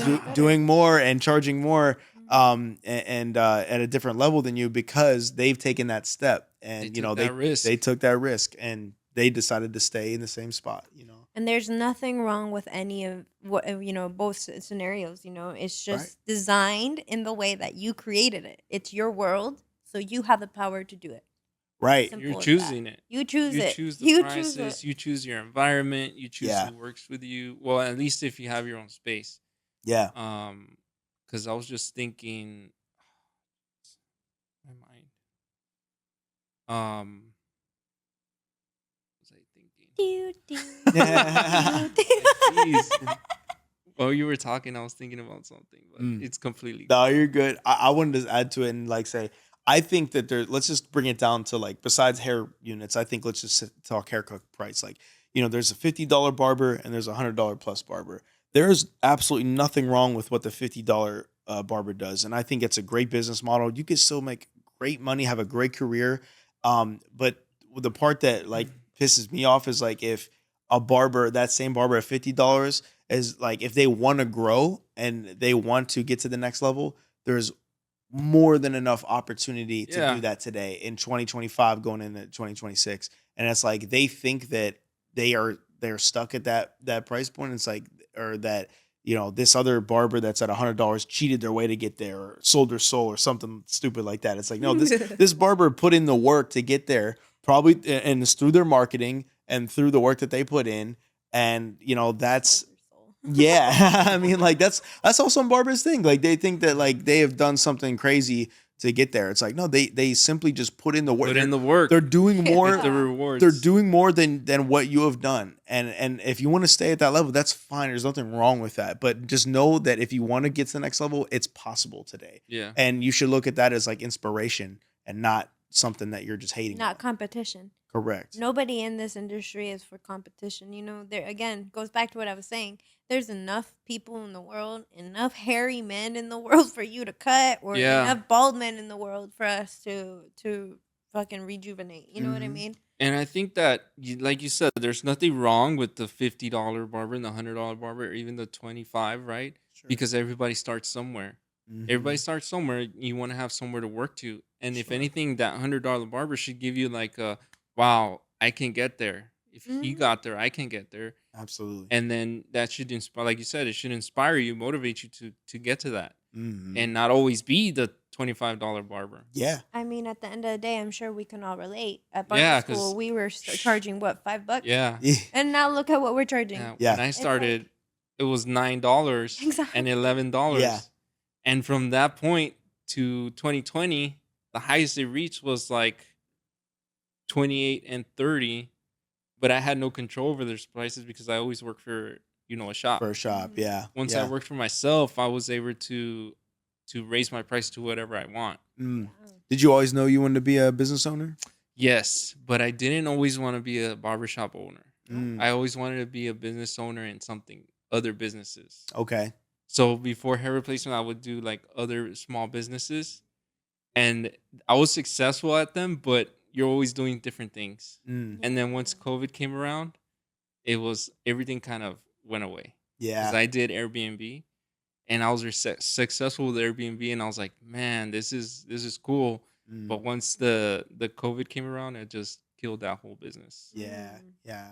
How about you, Yvette? You always knew that. I mean, you started cutting hair when you were 14. You never had any other job besides I've cutting hair. never done anything else. I've always been a Nothing barber. else. Nothing Wow. else. I've always been behind the chair. I remember getting out of, I would, funny, now that I just got a little flashback, I would have my mom's email signed on to my phone, and I would literally email the front office to sign myself out, and I would drive myself to a barber shop in the middle of the day. Just like I'd be in school and I'd be like, I don't want to be here. I need to go make money. I need to be at the barber Mm. shop. I need to be at the barber shop. So like my parents wouldn't even know. I just sign myself out, go to school, go to work, and then go back home. You know, it was just Fire. it was I'm always outta like here. that. I'm out Yeah. of here, and I was just like everybody around me was like 15, 16, 17, and even then I felt Wow. like an oddball because it's like I'm already working at a barber shop with everybody that's around 21 and above.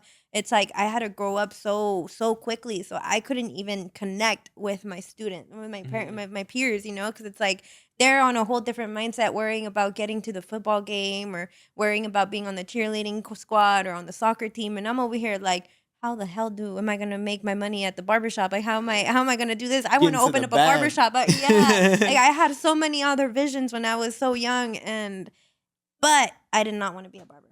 I did Mhm. not want to be a barber. I come from an immigrant family, and I was the only one that had an opportunity to do something because I was born here in the U.S. And so, given went to ASU University, and I went there for about a year after I graduated high school, and I had a full ride. Because of how Wow. smart I was in school, I had a good GPA. They gave me a full ride to ASU, and I remember my first year, a week before the finals, I was hustling. I was doing Uh-huh. full time in university, full time in the barbershop. And I dropped out.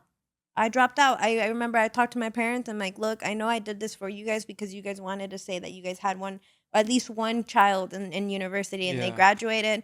But trust me, in a couple months, I'm going to become a business owner.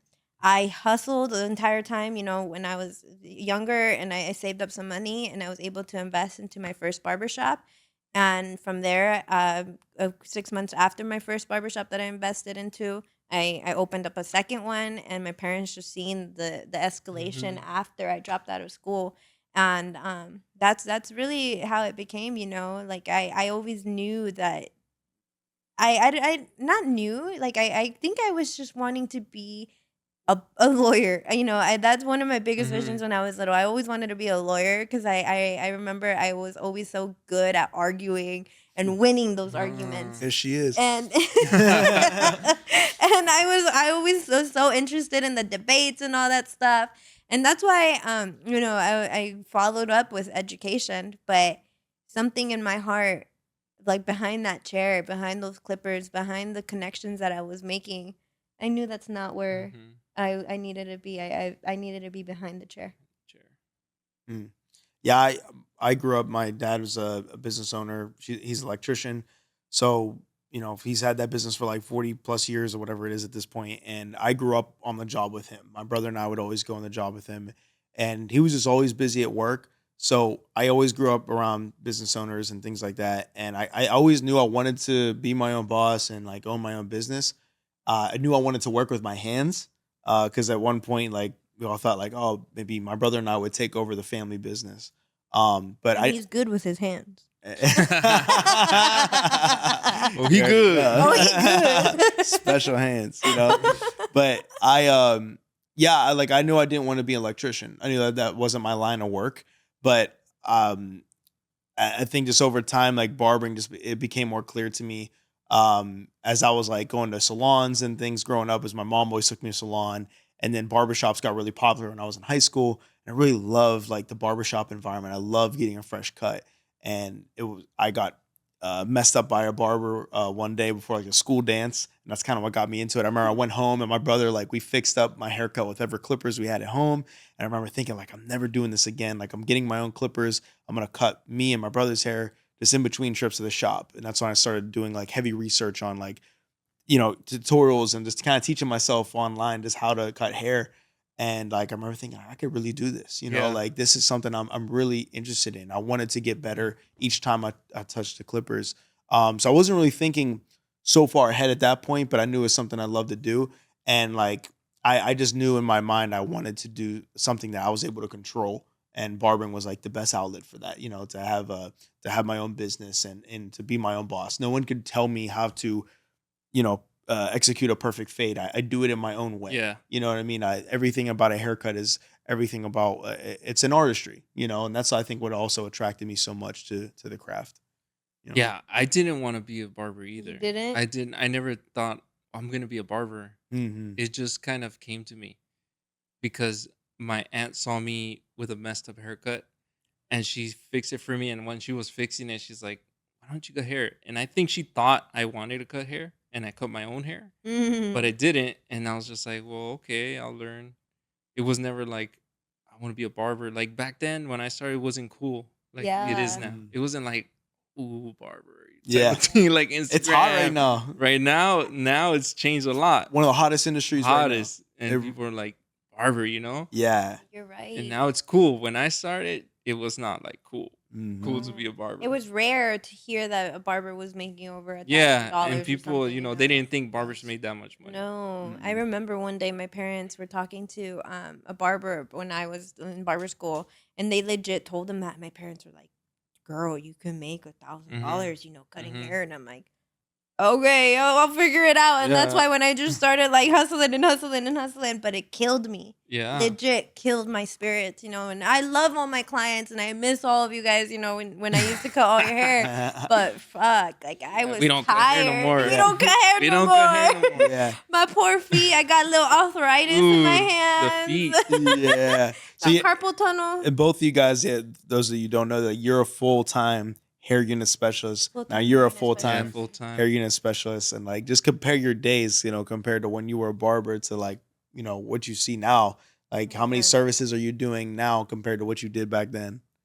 Me, I can see as many as services like up to like 3 to max. And this is like I'm squeezing people into 10 clients a day. Yeah. But that's because I have a system in place now because I have an assistant and she's able to help me, when I'm doing a maintenance, we can do up to 3 maintenances at the same time because we have multiple rooms where we can put the clients in there while one's in the sink, I'm doing one and she's doing one. It's a whole system, Yeah, so it's crazy. it's crazy. I've seen Yeah. it. It's crazy. So it's great. But it's so much easier because I find myself to have time where I can just sit down and just unwind a little bit. Before it's like he's here, he's 5 minutes early, he's wanting to still get, but like I'm just like no, just wait. I haven't even had lunch. I haven't even had water. Just give me a second.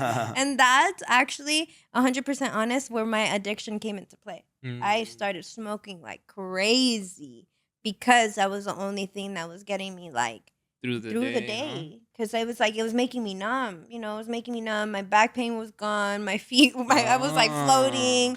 It was like I can keep going. I can keep going. But right now I'm going through a whole detoxing phase. Nice. I'm not smoking at all. I feel like my voice has came back. I feel like my spirit is back. My light is back.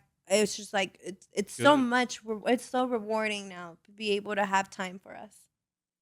Are you not to be too? Are you a smoker? Yeah, I smoke Yeah. here and there, right? Like I was a huge pothead in school. I was the stoner in school. Like my idol was Wiz Khalifa. I'm from Wiz Pittsburgh, like Black I and yellow. yeah, no, I was a huge stoner and like I prided myself on that. Like everybody knew me as that guy. Yeah. But yeah, it became a point to where I use weed as like a cope again, because of whatever insecurities I had or just any stress or anxiety I had. I always depended on it. And then it got to a certain point as I was even transitioning to, getting into my mentorship and taking my next step up in my career where I like kind of had to like put that to the side a little bit. I had to take a break. It was a rough transition for me, I guess, because I was just like, I didn't have like the withdrawals and everything like that, surprisingly, but because I think I just replaced it with work. Yeah. But like now today, I don't use it in the same way. Now I use it to relax or like, it's every once in a while, like on the weekends. But I really try my best not to enable her, so Yeah. it's like, well, she's going through this detox. Like I'm not going to like do it around her or anything like that. And I don't feel the need that I have to do it either.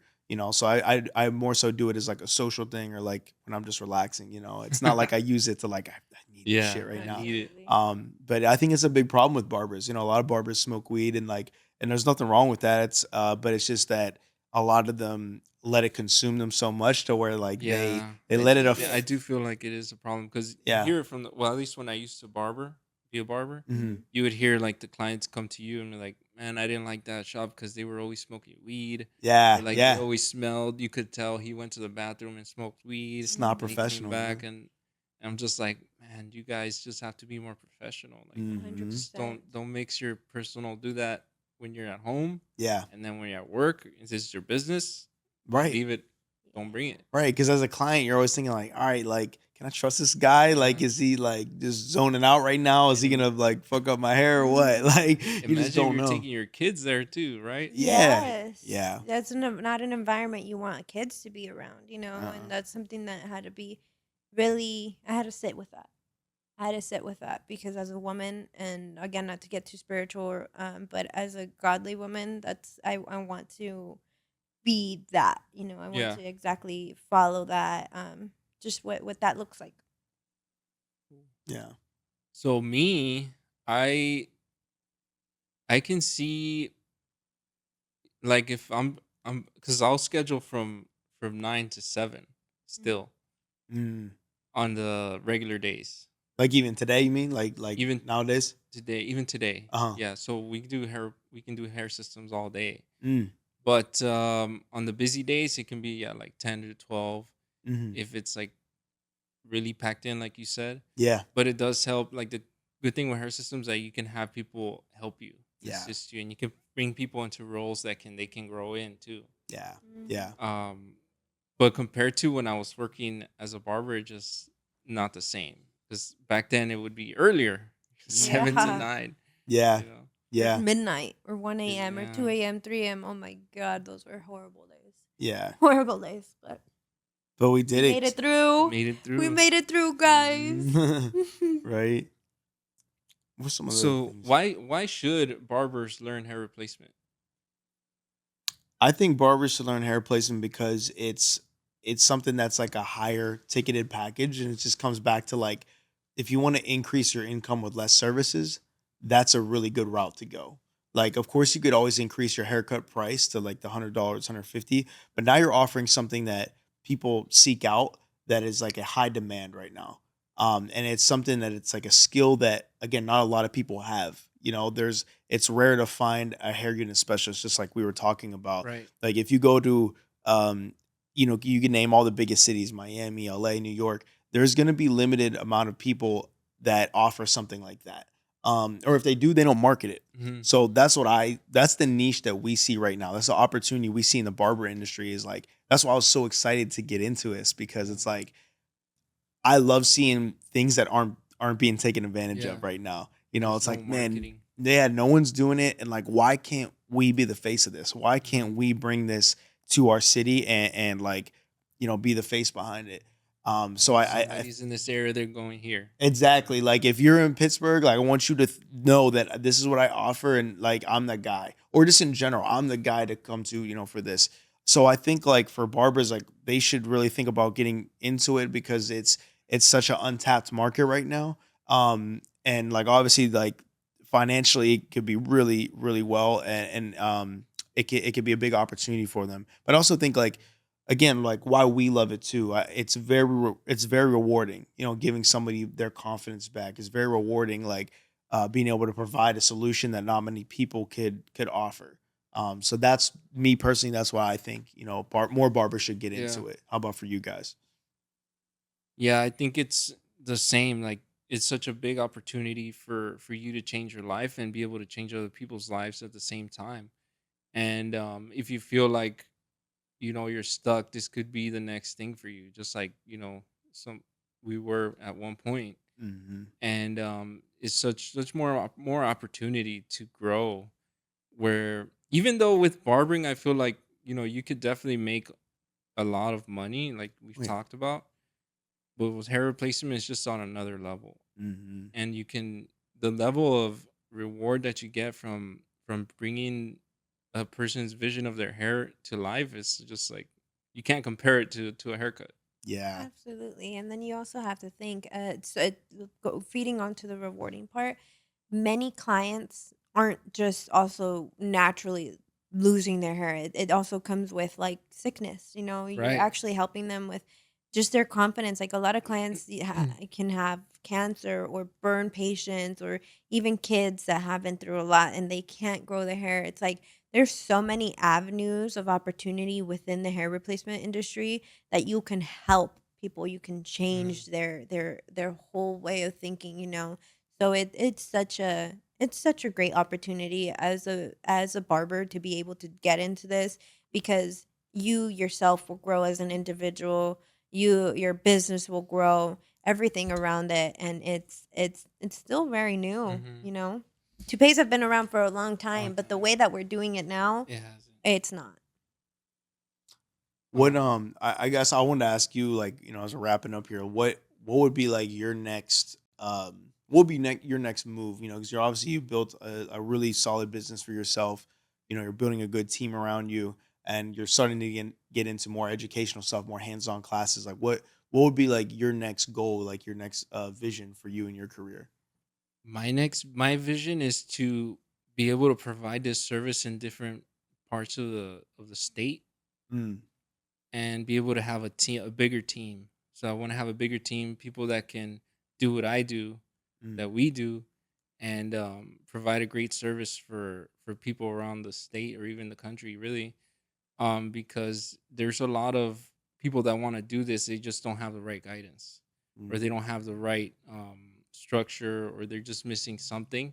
I want to be able to help them and be able to do this in different parts of the country too. Yeah. Yeah. Um, so that's my vision that I want to do. Um, I do a lot of educational stuff because it's rewarding to me too. Hmm. Like being able to meet people and see places they came from and how they grew into barbering or hairstyling or cosmetology, Mm. and then introducing this to them and seeing how they react to it. That's rewarding for It's me, and huge. just getting the feedback too. Yeah, because you've been through it yourself. You know what it takes. Yeah. And it's good to have a guide. Someone to guide you through it. Yeah. And to touch on like what you guys were promoting, like the mentorship, like what is what does a mentorship look like? Yeah. Good question. So our mentorship specifically looks like a 6 month journey, basically with Mm. us. Like you're working with us one on one. We're teaching you hair replacements. We're teaching you step by step everything you need to know. But we're also teaching you how to scale a business. A lot of barbers don't know how to get new clients in their chair. They don't really know how to market themselves, how to create a brand. And I think when it comes to hair replacements, again, it is super important to get your work out there to market in different areas. So, again, me being in Pittsburgh, that doesn't limit me to just clients in that area. I could get clients, and I've had clients drive from Buffalo, New Yeah. York, from North Carolina. They're driving 3 to 5 hours to come see me, and they're coming back for their maintenances. It's crazy, and that all comes back to marketing. So being able to teach our students how to do that and how to build a business like that is like just super rewarding. So with the mentorship, you're working with us one on one. We also have an online platform. We go through the school platform, which is basically like an online community. Barbers could, they're posting their questions on there. They're posting like their content for feedback. There's also like modules of like step by step like tutorials, and Hmm. we go in detail about everything, our products, vendors. We're talking about even marketing, like different tutorials, pretty much everything that we've learned and invested into over the past 5 years of our business. We pour into this mentorship, and we're guiding people along every step of the way. And with that also comes hands-on experiences as well. So we really want to. Our goal is to like really pour into our students so they could even create a better business than us. Yeah. Absolutely. Because we're stepping more away from the chair now. We're really pouring like all of our energy and focus into this because like we see this as like the bigger thing. We want hair replacements to be something that's more accessible for barbers, something that barbers would want to get into just because they see like this opportunity. Because there's just that's what it's missing. I think that's what the industry is missing right now is somebody that is actually like mentoring barbers how to like get into hair replacements and like what to do with it next. Like now I know, okay, cool. Like I learned how to step by step how to learn hair replacements, but I don't know what to do with it now. Like, do How do next. how do I get Yeah. how do I get clients in the That's it. chair? How do I charge the 1,500? How do What I are my get vendors? What's a glue? How do I do this? What like everything Yeah. goes into it. because you know how it is, like, as you're in education, there's a lot of information when it comes to hair replacements. There's so much, and Yeah. you pack it, and it's by the end of the class, they're like, Right. Like I'm supposed to learn all this in 2 days. Like there's no way. So we wanted to offer our students more. We wanted to offer them something that they feel like supported through. And, that's something we're really building now as a team. Same thing as you. Like, we have her sister, we have other people in mind that we're bringing on to our team so we could really be there and have full support for our students, So that's something that we see in our vision. And I really think it's going to be the next big thing in the industry, Mhm. honestly. the next training, Yeah. the Yeah. next mentorship. Hmm. So let's do some rapid fire. Okay. Huh? Okay. So with poly or lace? Polly, Okay. Clippers or shears? Clippers, What would you tell yourself 5 years ago? keep going and do not give up. You are the light and inspiration in many people's lives. One piece of advice for anyone scared to try. Do not be scared because at the end of the day, if you actually, I'll take that back. This is my sister's favorite saying: "It can't get worse than what you got now." That's right. That's right. Or 100%. Can't be worse. Can't be worse. worse. At Goat Niece, at Denise, Hey. my sister. Not She's the deep. goat. She's the Be goat. nice. Auntie nice. For sure. For That sure. was good. That was real I like good. that. Nico, poly All or right, my lace? turn. Polly for sure. Alright, Clippers or shears? Cheers. What would you tell yourself 5 years ago? 5 years ago, I would say utilize more of your resources. I would say really lean into the people that are around me and my support system so I could really milk all the information that they had. If you could change one thing about this industry, what would it be? I would change that that barbers need to think that they're on their own, that they need to compete with one another rather than collaborate with one another. I think this industry should be more about collaboration and less about competition or being better than the next guy, because we're all in this together at the end of the day, and we're all here to move the industry forward and not hold it back. Right. Some rapid fire for you. Poly or lace? Lace. Shears or clippers? Shears. And if you had to say anything to yourself 5 years ago, what would you have said? Hey, you remembered all that? I would say keep going. I'll say keep going. Don't settle for less, and keep an eye on your goals. What kind of advice can you give to any hair replacement specialist or any new hair replacement specialist that's going into this? Number one, find somebody that can be your mentor, for sure. Somebody that you can rely on to be there for you when you're going through the first 5 clients, 10 clients, because they're gonna help you a lot. That's what I offer to my students. Like, you guys can always reach out and ask questions if you need anything, but you have to get yourself to get your first model. Get that person in your chair to practice on, and then just keep going. Don't quit, because you're gonna get to that point where you're like, man, I can't get it, but you gotta push yourself to go beyond that and keep going. And then once you get it, you're like, man, I did it. And you get that first client that's like, they're really happy, and everything went well, and you're like, all right, cool, I can do this. Yeah. Yes, absolutely. Last one. What would be a celebrity that you would love to replace their hair? Oh, dang.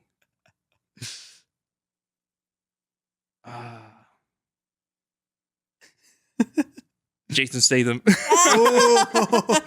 He's like He's got the facial structure. he does, but he looks too good bald. I feel like I couldn't even imagine. Still, him with but hair. imagine him with I would, hair. I would be curious to see what he looks like with hair. How about you?